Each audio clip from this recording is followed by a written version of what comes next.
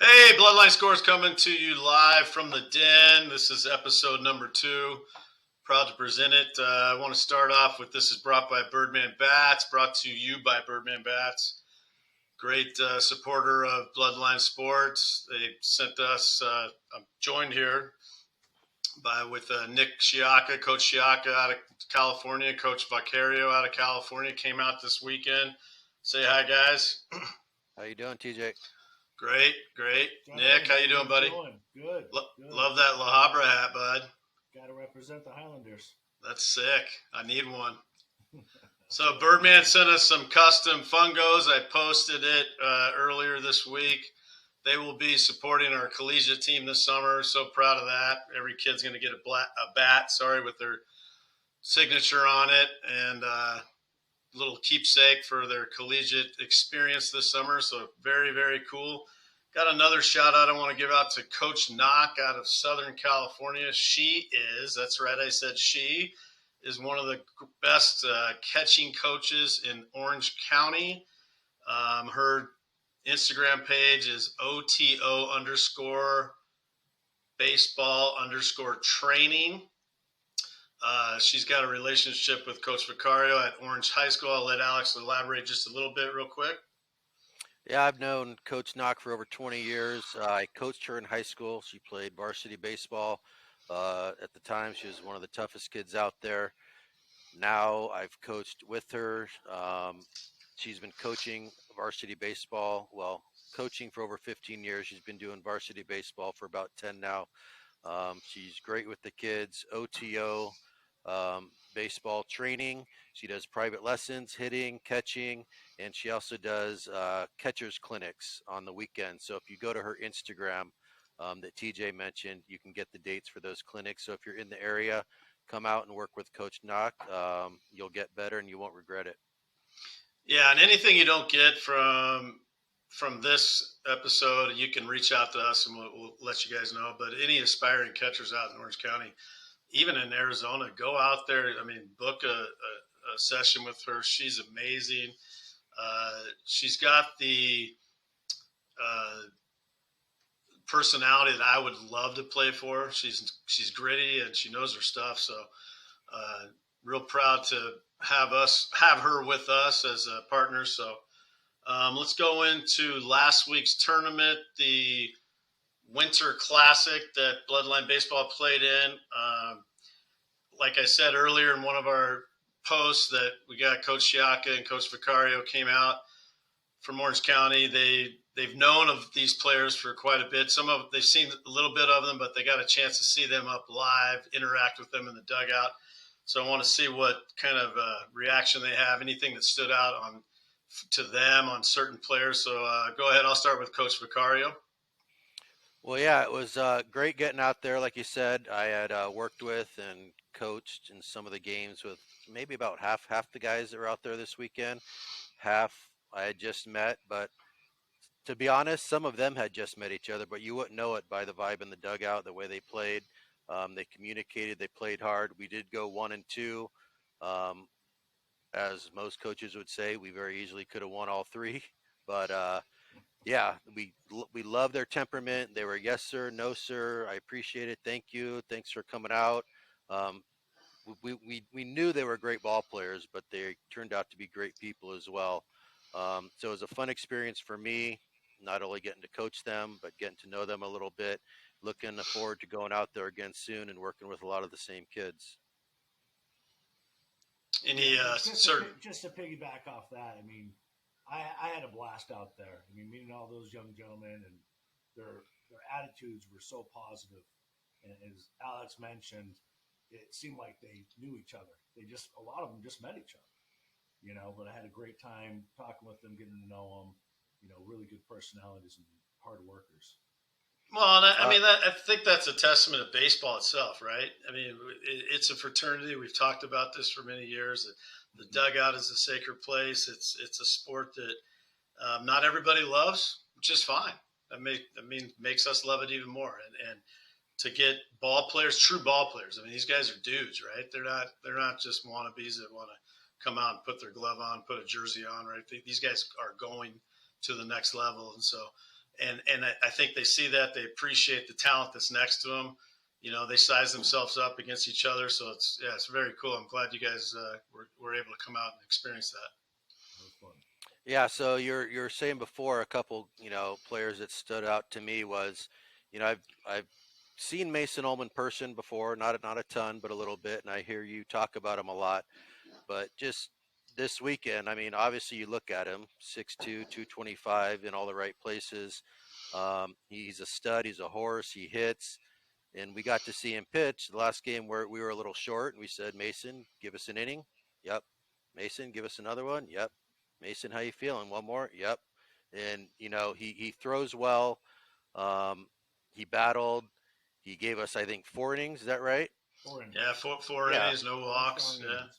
Yep. Yeah, so he was a stud on the mound, and that's just kind of a testament to his whole mentality, whether he's hitting, running the bases, pitching.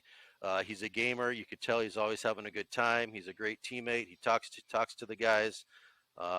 He's good with the coaches. He wants to get better. So it's kind of nice to see the other side. Like I said, I knew he could rake, tons of power, but it was nice to see him on the mound because it's a little different. That mound, although you get that killer instinct, it needs to be kind of a controlled deal. And with his personality, I wasn't quite sure how that would translate, but it was awesome. Yeah, he did great. Yeah, So he's yeah, a he's a natural. Yeah, he's got that great leadership quality. yeah, Yeah, he's a natural leader, and I think natural leaders are ones that don't really care about being the leader. There's mm, certain guys out there that they care about having the C on their chest, right? He doesn't care. He doesn't carry anything on his chest. But he's just such a good teammate and a good companion in the dugout. He's awesome. So For 4 innings, he had the S on his chest. yeah, yeah, right, right. exactly. Yeah, Yeah, and the other, I'm trust. He did not wake up thinking he was pitching that morning. So yeah, well, it looked good. And the other athlete that I kind of was keeping my eye on was Matt Stewart, the catcher. As a former catcher, I'm kind of biased, and as a little high bit, a school, little bit. yeah, as a high school coach for many years, I tend to watch the catchers a lot. And it's kind of funny. A good catcher goes unnoticed a lot of times. If the catcher's kicking the ball around and not hustling, everybody sees it, right? If the catcher's, catching everything, sticking it, blocking a ball they should block, and they're controlling the game, everyone just thinks, oh, that's what a catcher should do. So I think a lot of times catchers don't get a lot of credit, but I think that's a testament to him. The kid is not afraid of the ball. He'll wear one, pick it up, and throw it back to the pitcher. Not going to stop the game. Not going to make a big. A lot of times you don't even know he gets hit. He comes back in and he tells you about it, and you see the bruise. But throw his body in front of it. He'll block it. He's got a good arm. He's built well. Controls the game. Got a great attitude. Catcher sets the tempo. He does that. Um, and he swung it a little bit this weekend too. I don't remember the last time I saw a catcher have an inside the park home run and a triple in the same game. So he did that in the last game. He was hitting the ball. He was catching, controlling it, and I just love his mentality. I worked with him probably the most out of anybody. Talking to him, he looks you in the eye. He wants to get better. He wants to be coached. He gives you feedback. He doesn't give you that blank stare. So yeah, he's definitely going to go to the next level. I'm excited to see what he does. I would say, if anything, we talked about him sticking pitches and going to get the off-speed pitches and letting the fastball get it a little deeper, the high pitch. Um, and he was really receptive. He goes, "I'm aware of it. I'm working on it, and that's all you can ask."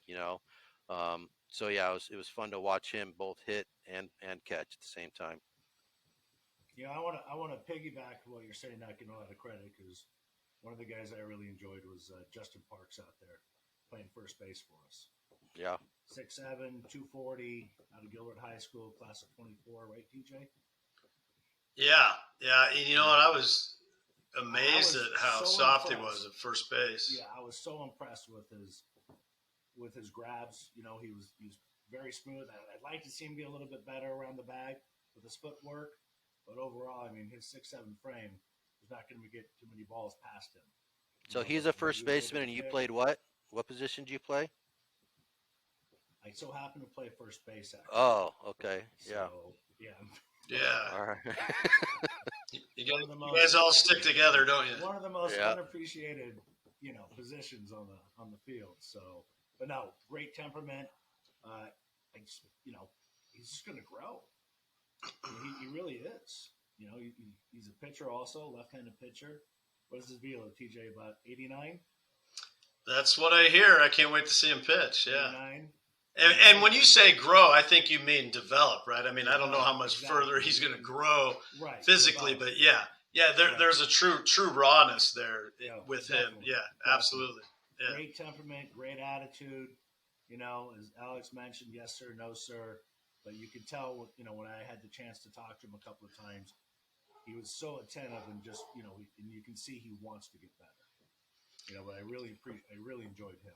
Yeah, and he's one of the guys that I didn't have a lot of experience with. A lot of these guys I've coached since they were freshmen, and he came out, and I got to tell you, I knew him as a 6'7" lefty that could throw a little bit.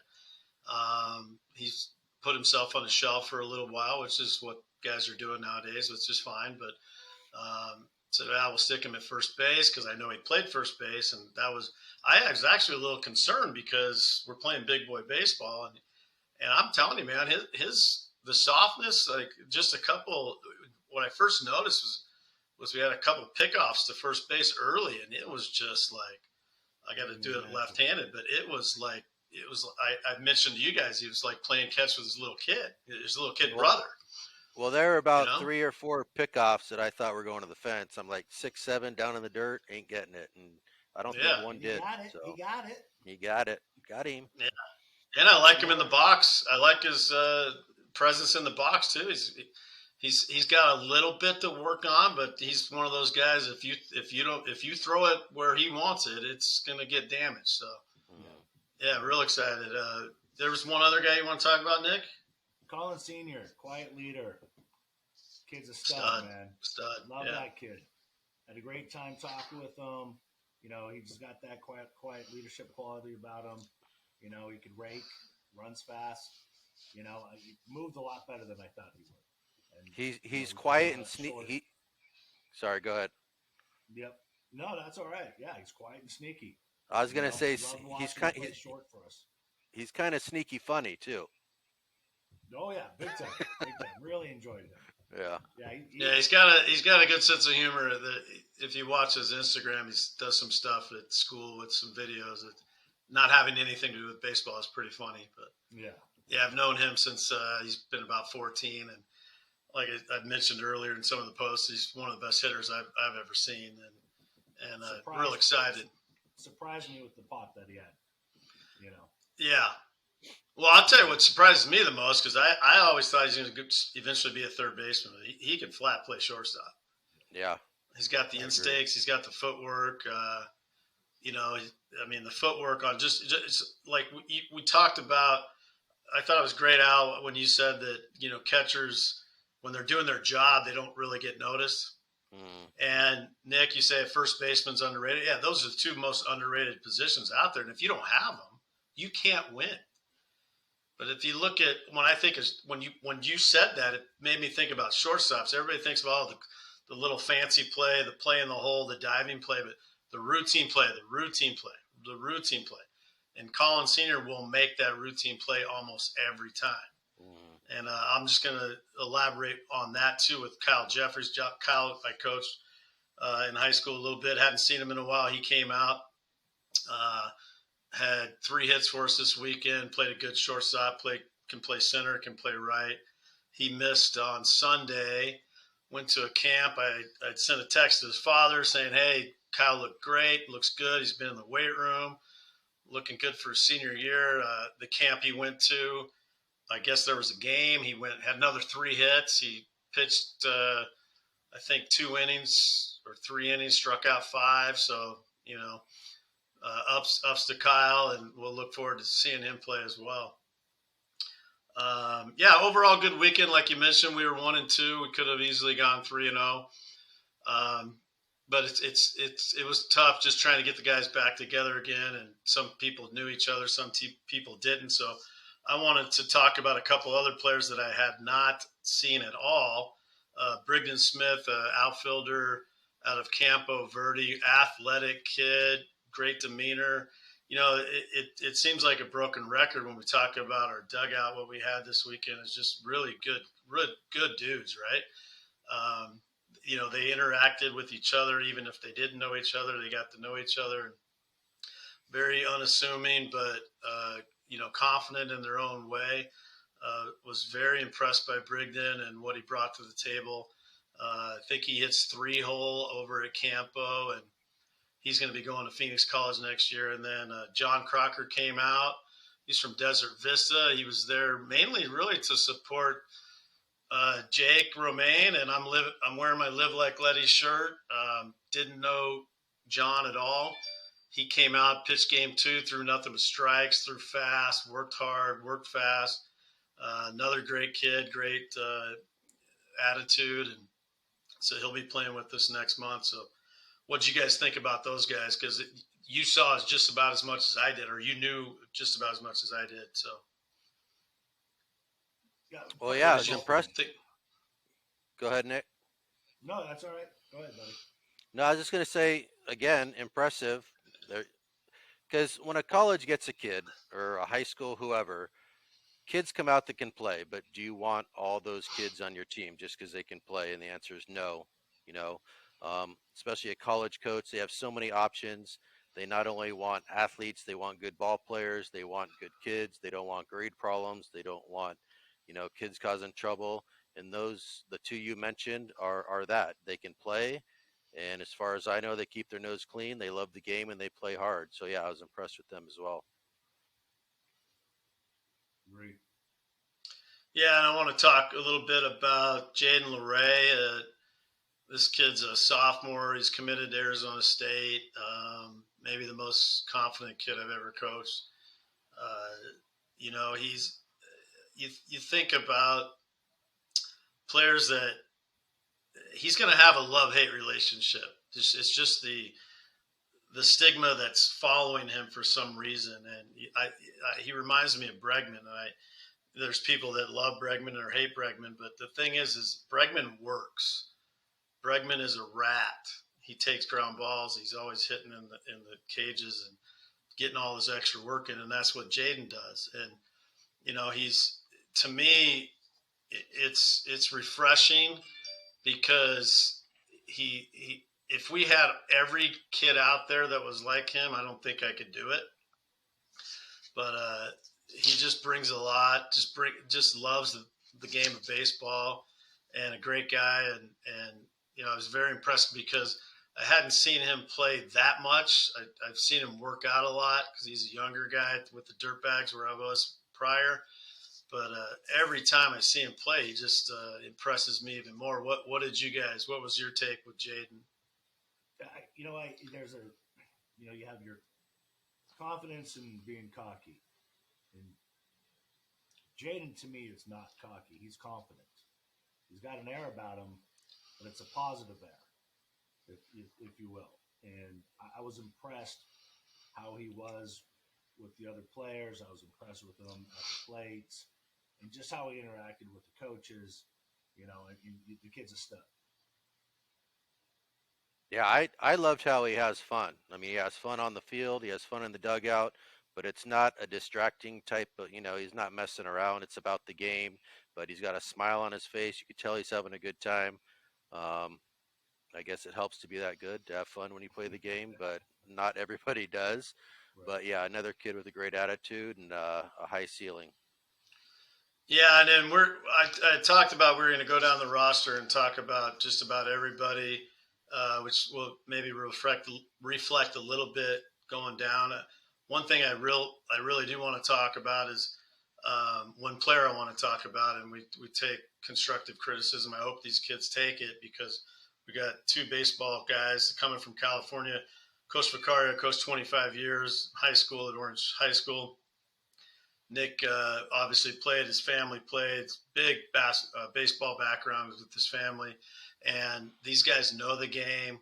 They love the game. So I really want to get your take on, and we haven't talked about this at all, is our starting pitcher game 1, Mason Hammond. I know you guys have known him because he played in the collegiate league with us, and you guys did come out for that for the last 2 years. But what was your take on Mason on Saturday morning? Go ahead, Alex. You can Well, start this off. okay, I think to start off with, I think he's got all the tools. You tell me he works out a lot. You can tell he's got big legs. He's built well. How tall is he, TJ? 6'5". 6'5". So you look at him on the mound, and I gotta believe before the game start, the other team's thinking we're in for it today, and I think they would be every single time if he got more aggressive, if he got ahead, if you don't want to change a kid, but I think demeanor goes a long way. Walk around the mound like you're in control, and I think he can do a little bit more of that. Throw inside, throws too many pitches. I don't know if he trusts them. I don't know if they were off that day. I will say that he started off rough and he battled and he got a little bit back on track. And I don't know if that had to do something with his demeanor, his temperament. But I think to be a pitcher, you got to know you're the dude. And I think he needs to learn that because I think he can be. So my only criticism would be to believe in himself and lay it out there. Um, he again for how well he throws too many pitches. At least he did that game. Go 0-2, 1-2, and then throw 4 or 5 more pitches, and maybe get him out, maybe not. But either way, that's too many pitches. So I think if he gets more aggressive, throws more strikes, trusts his stuff, and kind of gets that I'm the guy kind of attitude. Some guys aren't that way, and you can't make them that way. But I think if you're as good as he is, he could kind of develop into that, hopefully. Yeah, I agree. Trust and attitude. I can agree with you more. Yeah. Couldn't agree with you more. He has all the tools in the world. I like to see him use his lower body a lot more. Yep. Yeah, there's a sense of a presence that you have to have as a starting pitcher, and when you and I don't know if this analogy is going to work for kids this age, but when you go see the Rolling Stones, you're there to see Mick Jagger, right? So the stage presence of the lead guy, and when you're the starting pitcher, you're the lead guy, man. You control everything. You dictate everything. You can work fast like Crocker did. You can work slow, that I think is a detriment. But you're in control, and I think Mason's got to find a way to find his control and his comfort zone, and it's okay being uncomfortable too, right? I mean, that's baseball. So going down, the roster, I don't want to forget anybody, but we don't have time with this podcast. Miles Vanden Heuvel got hurt, slid into third base, took a ball right here to the jaw. Had to go to urgent care Sunday morning. This kid is always bleeding on the baseball field. Like we mentioned, he played football. He was starting quarterback at Chaparral High School, and he's just that kind of grindy guy, and brings a lot to the table. And Tyler Cram, just he's that quiet. I always say, don't sleep on Tyler. He's going to work and do some great things this senior year. So I don't know if I'm sure I'm forgetting some people, but About overall, Dom. oh yeah, we got to talk about Dom, because Dom showed up, and you know what? Here's another testament of how Jaden LeRae is. Jaden got Dom. I was texting all night, hey, because when Miles went down and other guys had these camps to go to, that some of these guys are uncommitted. They had a free uncommitted camp, which was good for them to go. And Jaden reached out to kid Dom Garcia, who played with the Dirtbags. I coached a little bit. I was with him in Irvine last summer. He's at Westwood High School. He's a class of 24. He came out, man, this kid at the plate, he's not afraid. He gets up there swinging. He's aggressive, and he came in and pitched. And unfortunately, we lost the game with a little walk-off, but it wasn't Dom's fault. What did you guys think of his makeup? Because I mean, he just came in, didn't really know anybody.